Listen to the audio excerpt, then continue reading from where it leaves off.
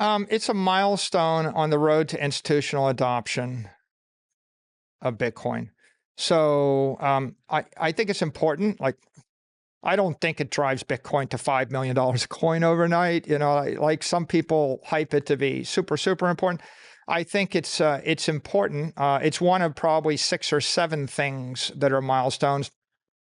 The significance is big institutional investors want clarity and they want to know that the asset is a legitimate asset. And so a spot ETF sends a message that it's a legitimate asset. Michael Saylor, executive chairman and co-founder of MicroStrategy, sees a promising future for Bitcoin due to the potential BlackRock and Fidelity spot Bitcoin ETF applications. Saylor believes that the interest of these Wall Street giants in offering a spot Bitcoin exchange-traded fund will attract a mass influx of institutional investors into the cryptocurrency market.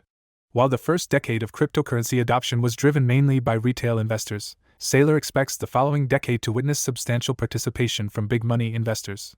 He believes that the approval of even one spot Bitcoin ETF would significantly facilitate the entry of pension funds, family offices, and other multi-billion-dollar corporations into the Bitcoin space.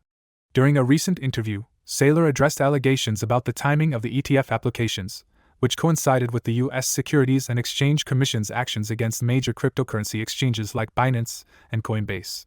He dismisses these allegations as mere conspiracy theories, explaining that the timing is not suspicious. Saylor remains optimistic about the resumption of institutional investor activities in the cryptocurrency space, and he shares his thoughts on the matter in the discussion. The potential approval of spot Bitcoin ETFs by BlackRock and Fidelity is seen as a significant development that could bring considerable institutional investment to the Bitcoin market, potentially reshaping its trajectory and bolstering its position in the financial landscape. Please take a moment to like this video, subscribe to the channel, and don't forget to drop your comment and observations in the comment section below. Thanks and enjoy the video. Big institutional investors want clarity and they want to know that the asset is a legitimate asset. And so a spot ETF sends a message that it's a legitimate asset. The second thing is many of them have to buy securities. They can't buy commodities. So there are trillions and trillions of dollars that are in these institutions, pension funds and institutional investors, where they can buy securities, but they cannot buy commodities. And so they couldn't buy Bitcoin even if they wanted to buy the Bitcoin. It's either for charter reasons, like I raised $10 billion from a pension fund and I promised them I would only invest in securities that trade on national exchanges, or sometimes it's tax reasons. There are tax requirements.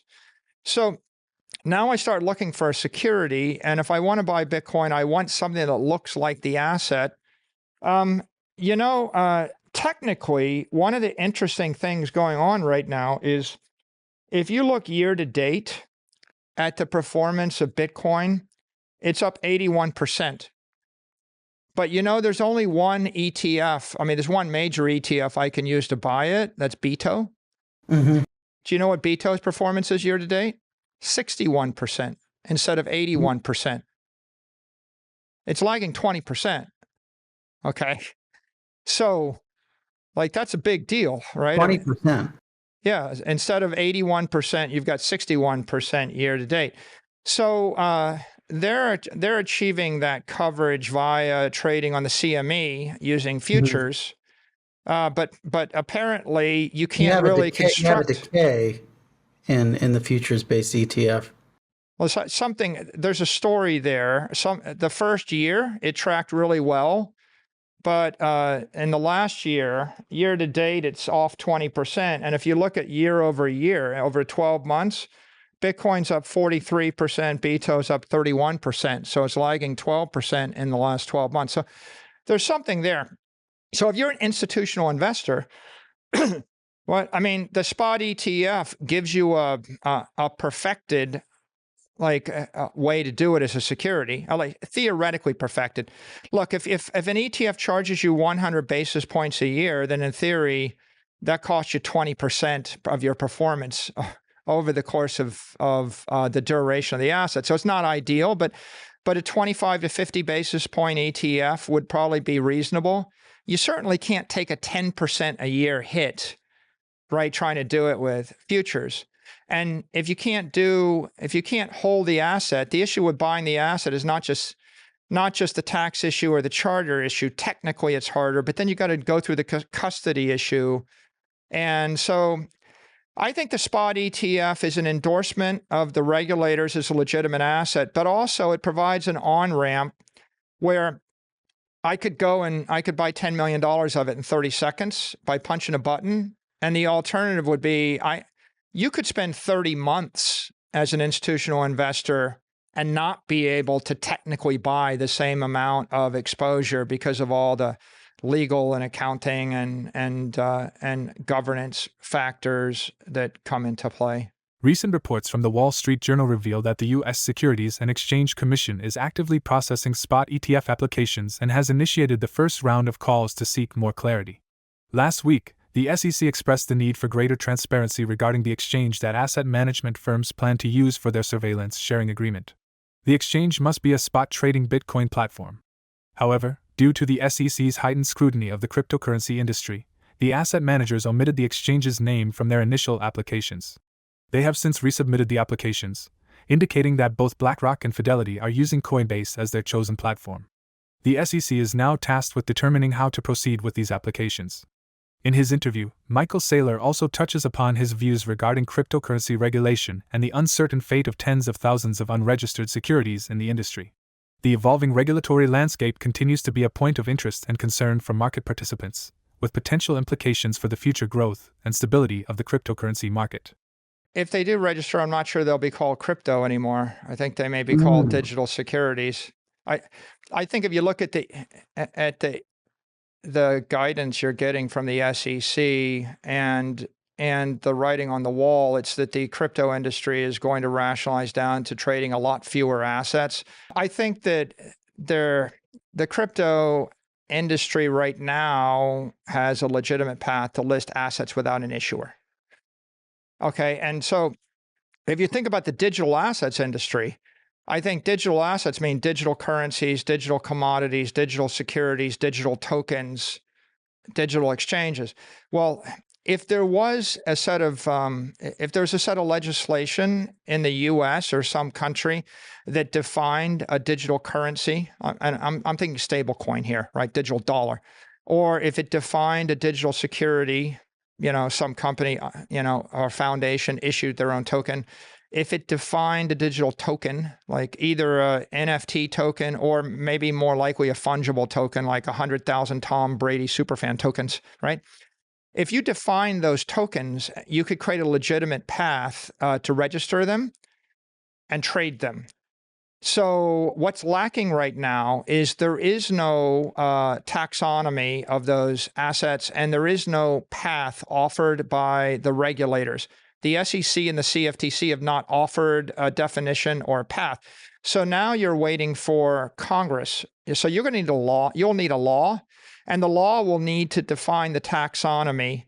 And if the law, by the way, I can see a world, like as a technologist, I can see a world where every security trades 24/7 digitally, like Apple, Google, Microsoft, everything. I can see a world where you have a light security token, which, is not a company, but it's like a crypto token, and it has lighter disclosures. And you make maybe, there's a difference between the disclosures around General Electric, the conglomerate, and the disclosures around Solana, a network token, right? You would think I could see a world, but we're going to need a political process or maybe a political regime change for that to be put forth. I actually can see the benefit of every celebrity being able to issue their own token, Katy Perry token, Tom Brady token. They could own their own brand, etc. Yeah, I don't think I'd be doing it, but the issue is you need an environment. You need a legitimate path to issue it. Because what happens if Tom Brady issues 10,000 Tom Brady tokens and then issues 100,000 more and dilutes the value of the first 10,000 after representing that he never would? For you to trade these things with the general public, there needs to be a common methodology and an expected set of norms where everybody understands what they're getting into and what risk they're taking so that they don't say they were cheated after the fact. And the problem is, if there's no defined set of rules, there will always be a person saying, I was misled. And so that's why securities are much more complicated than commodities in that regard, because commodities are not issued by an issuer, so there's nobody to sue. If you bought a bar of silver and it didn't go up in value, you're not suing someone because they degraded the silver and turned it into corn mush. But when you buy the celebrity token and it goes down in value because they flood the market with tokens and they promise they would invite you to a barbecue, but then they stop hosting the barbecues and the token's worthless, you're going to sue them. And the issue will be, what's your legal recourse? So ultimately, the issue right now is there's no legitimate path for someone to issue all these digital assets. And Michael Saylor is not alone in anticipating massive price increases if a spot Bitcoin ETF is approved, enticing institutional investors to allocate a portion of their substantial portfolios to the leading cryptocurrency.